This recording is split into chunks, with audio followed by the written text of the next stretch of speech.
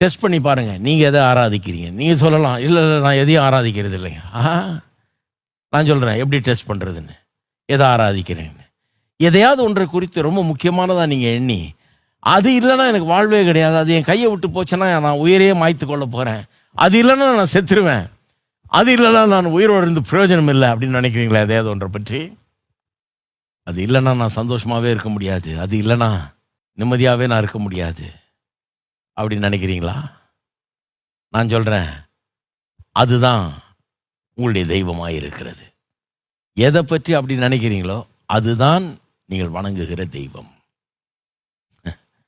அதுதான் உங்களுடைய வாழ்க்கையின் முதலிடத்தை பெற்றிருக்கு. ஏன்னா அது இல்லைன்னா எனக்கு வாழ்க்கையே கிடையாதுன்றீங்களே. அப்படிப்பட்ட இடத்துக்கு அது எப்படி வந்தது? அதை தூக்கி அங்கே வச்சுட்டீங்க, அதை தூக்கி ஒரு பலிபீடத்தின் மேலே வச்சுட்டீங்க, அதை தூக்கி உங்களுடைய தெய்வம் ஆக்கிக்கிட்டீங்க.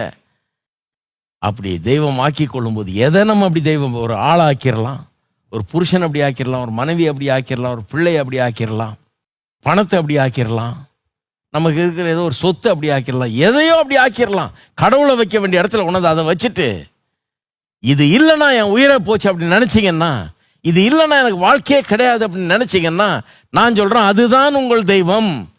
அப்போ அதை இழக்கும் போது, அது உங்கள் கையை விட்டு போகும்போது எனக்கு வாழ்வே கிடையாதுன்னு நினைக்கிறீங்களா? அங்கே தான் சமாதானம் போய்விடுகிறது.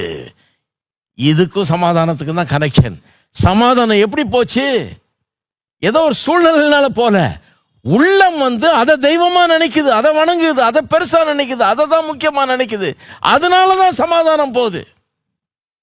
அதே நீங்கள் அதை பார்த்து நீ என் தெய்வம் இல்லை, என் தெய்வம் இயேசு ஆண்டவர், அவரை தவிர நான் எதையும் வணங்குகிறது இல்லை, நீ எனக்கு அவசியப்படலாம், நான் உன்னை பயன்படுத்தலாம், வாழ்க்கையில் ஒரு முக்கியமான இடம் உனக்கு இருக்கலாம், ஆனால் கடவுள் இல்லை எனக்கு, நீ எனக்கு பயன்படுகிற ஒரு பொருளாக இருக்கலாம், ஆனால் கடவுளாக இருக்க முடியாது அப்படின்னு சொல்லிட்டீங்கன்னா, அது உங்களை வருத்தப்படுத்தவே முடியாது, சமாதானத்தை எடுத்து போடவே முடியாது.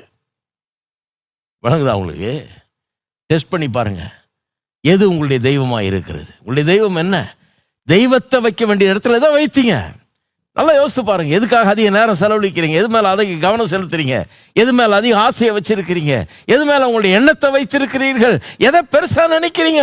எது இல்லைன்னா நான் வாழவே முடியாது, என் வாழ்க்கைக்கு அர்த்தம் இல்லைன்னு நினைக்கிறீங்க? அதுதான் உங்கள் தெய்வம்.